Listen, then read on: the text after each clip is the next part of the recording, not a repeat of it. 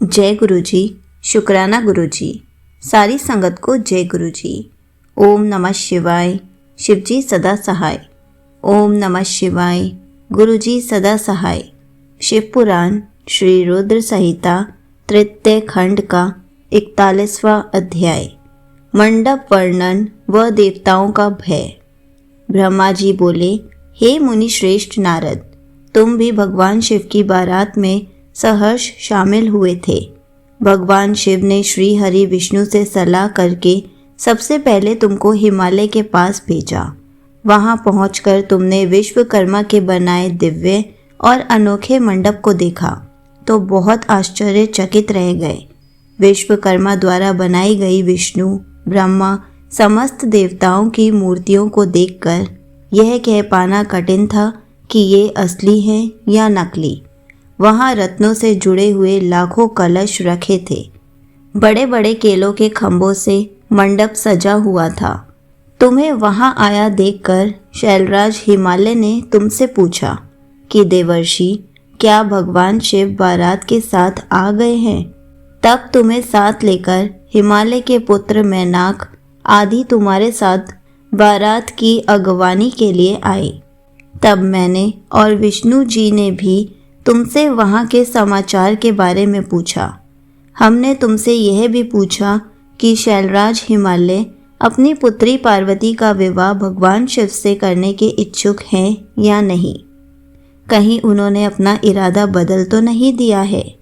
यह प्रश्न सुनकर आप मुझे विष्णु जी और देवराज इंद्र को एकांत स्थान पर ले गए और वहां जाकर तुमने वहां के बारे में बताना शुरू किया।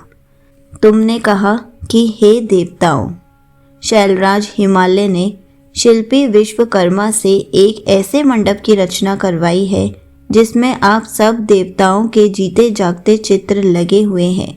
उन्हें देखकर मैं तो अपनी सुध बुध ही खो बैठा था। इसे देखकर मुझे यह लगता है कि गिरिराज आप सब लोगों को मोहित करना चाहते हैं। यह सुनकर देवराज इंद्र भय के मारे कांपने लगे और बोले, हे लक्ष्मीपति विष्णु जी, मैंने त्वष्टा के पुत्र को मार दिया था। कहीं उसी का बदला लेने के लिए मुझ पर विपत्ति ना आ जाए।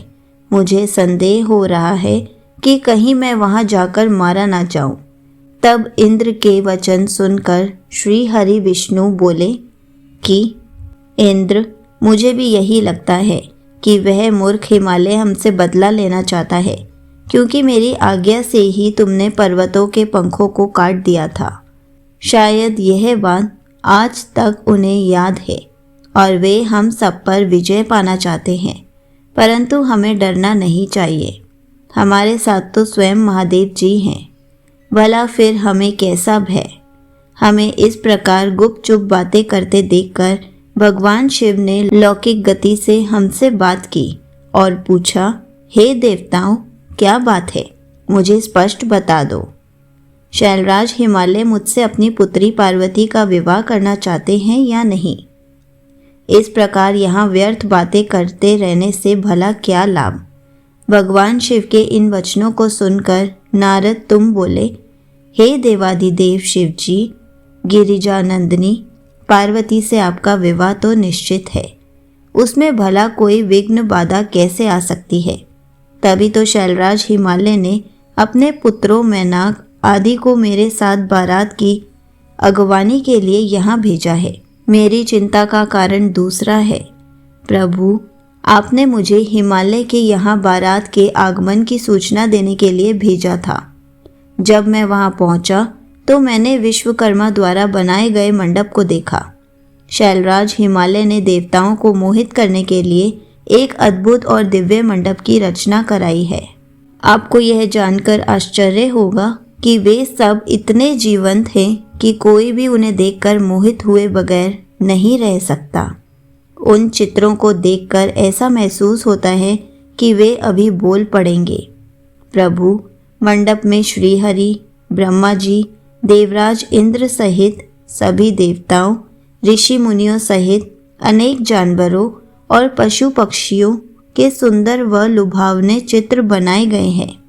यही नहीं, मंडप में आपकी और मेरी भी प्रतिमूर्ति बनी है।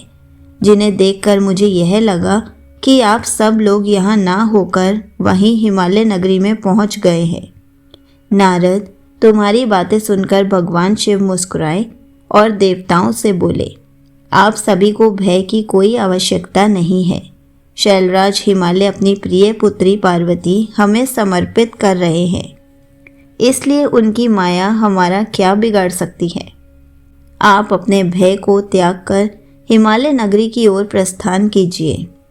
भगवान शिव की आज्ञा पाकर सभी बाराती भय मुक्त होकर उत्साह और प्रसन्नता के साथ पुनः नाचते गाते शिव बारात में चल दिए।